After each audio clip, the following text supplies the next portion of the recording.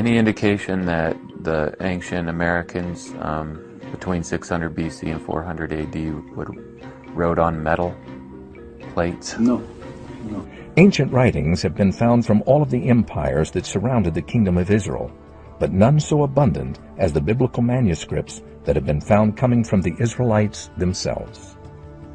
The earliest known part of the Bible to have been preserved in archaeology is a short passage from Numbers chapter 6 verses 24 to 26 that was discovered by Gabriel Barkay. In an excavation which I directed here in Jerusalem, we found two small tiny silver plaques. They carry in the ancient Hebrew script the oldest biblical verses that we own. They come from this very period, the 7th century BC.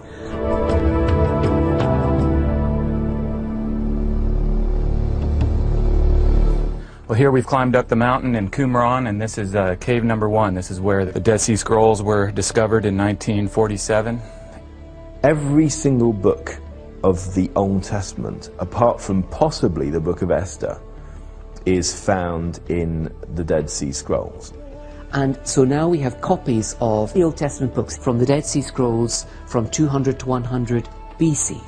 For the Greek New Testament, we have around 5,500 manuscripts that's containing part or all of the Greek New Testament. So we've got plenty of evidence for the Greek Gospels, for the Greek letters in the New Testament that go way, way back to very early on, to only a matter of a few decades after they were first written.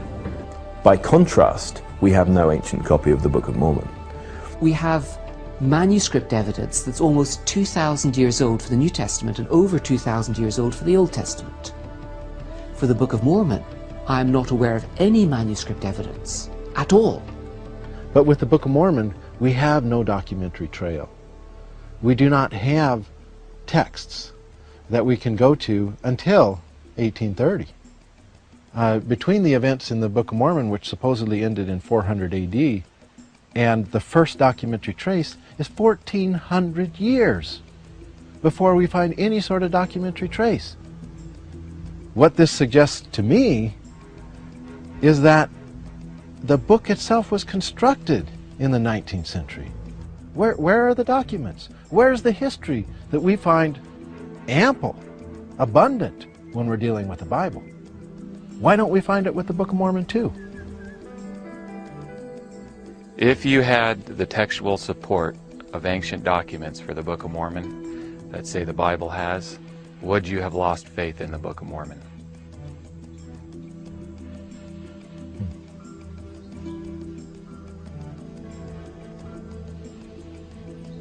That's a good question. I mean, quién sabe? Who knows?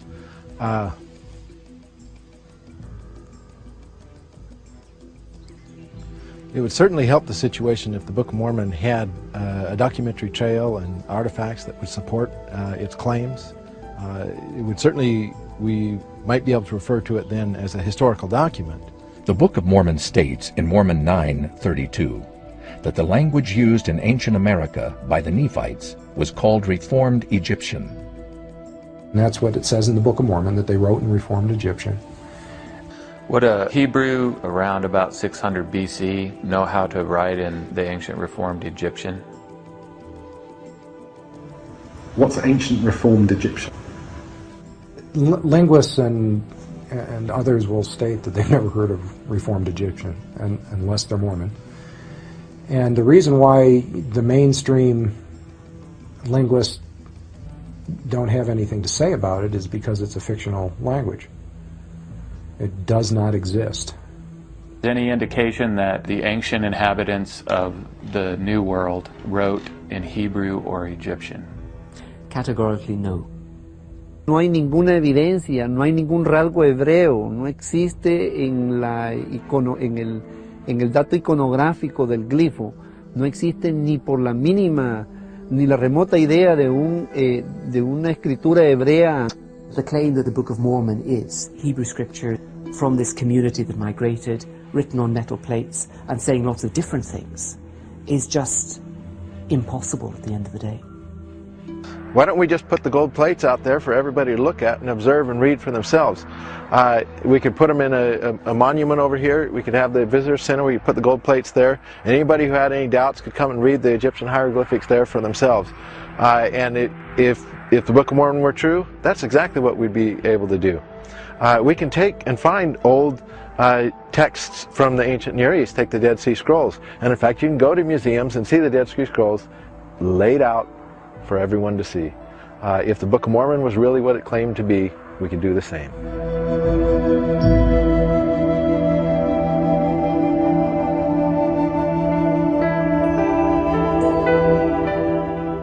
Both the Bible and the Book of Mormon describe a coinage system.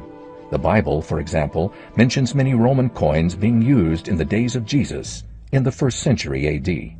The pavement upon which we stand at this moment, upon it there was a layer of about 2 to 3 inches of soil, which included many coins dating back to the 1st century. How many coins would you say have been found at the site during all of its excavation? Maybe 300, 400.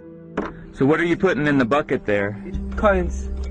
Coins, huh? More than 10 coins. Oh, really? From one day. One day, 10 coins. So those are just the ones that you found yesterday? Yeah. Chapter 11 of the Book of Alma in the Book of Mormon. The chapter heading says, Nephite coinage set forth. Then it goes through and describes how the money system of the Book of Mormon worked. Now, if we take these images of coins we find in the Book of Mormon and contrast them to the systems of exchange in place in ancient America, we find that they're not at all alike. There were no metallic coins being used. The Book of Mormon just flat has it wrong. In all your excavating, you haven't found any coins that would predate the coming of the Europeans? Nothing.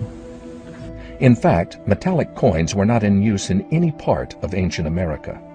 We didn't use coins. We didn't have them. We took coins when they first came, which were not until Europeans came around, and we usually kind of flattened them out and made them into jewelry. Yeah, that's what we did too. Yeah.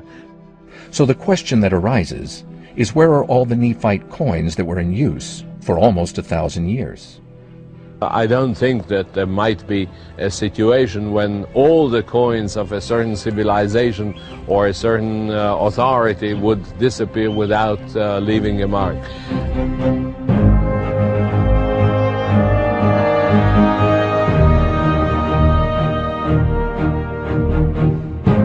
The Bible gives an account of numerous battles and wars throughout the history of the Israelites. Like, do they find things like spearheads and things like that? When this country, for example, passed the Assyrian conquest, we have the arrowheads which landed upon the roofs of the buildings before they got destroyed. So we have first the layer of the arrowheads, and then we have the layer of the floors. Before the biblical period, we have evidence of arrowheads that were used by the Babylonians, and we have arrowheads that were used by the locals, and we have arrowheads that were used by the Assyrians. The footnotes in the Book of Mormon suggest that the Lamanite extermination of the Nephites took place around 400 AD. Yet, it left no archaeological evidence.